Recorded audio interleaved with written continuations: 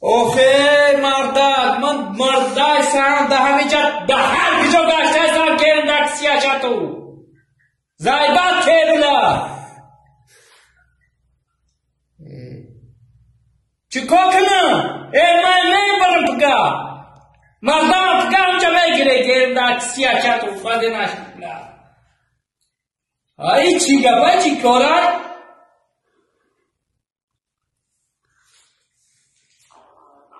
بدتر سیر شدم با نام خدا این کار منم این شاب و همین 15-20 روز کار منم سونا میگیرم میرم خونه کرندک سیز را تروخی چیکار منه بکنی علا این بر بیزار شدم همین زندگی بیزار شدگیم همینجا های کیه چی پرابلم های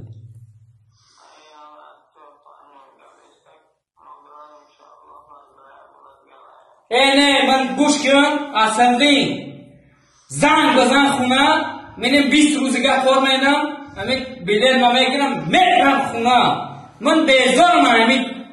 راستیای دنیاشم همین دنیا رو بیزارم میرم اون خونه زندگی میخوام با منم خواه میرم اینا بفهمیرم این زندگی را اینا بیار بینم جرا اوناش خب آخی باید پاره کاخ خوام باید اینی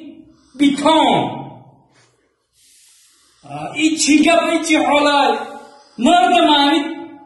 فکر همین غمکی همین 4 سو همین کارتن گاهی کنم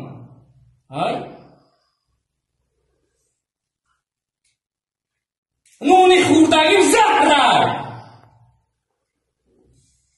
بدتر سیر شدم آخی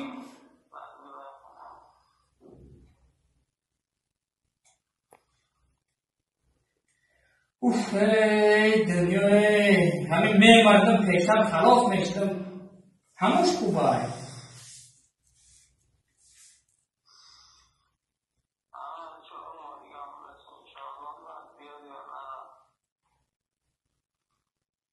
آخی چکار کنم بچه جون این سرا کنم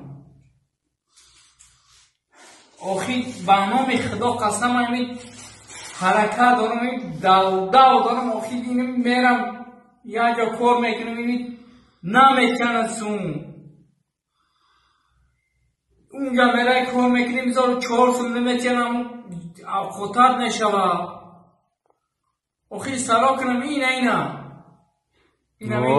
بچه این جمعانم دوره ای کولا با اینا گاف زخده سرا کایینا هیچی هم اومگی مولی اگه اونسون کار نکردم اینا چند ماه شد اومای 5 ماه شدی چی کار نکنیم همجا فقط گشت بسته اینا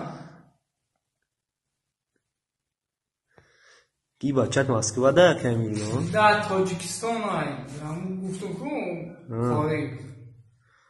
این بچه های کلانیت بهت اومد دو روز بچه کمی اومد ای اومدنی های نه ایتانت همون مکتب توبیش کردیم همونجا میخونم همونجا اینا با نام خدا قسم اکن با خدا قسم خیال میکنه که راستی همین رنگ تاجیکستان تاجیکستان کو مالی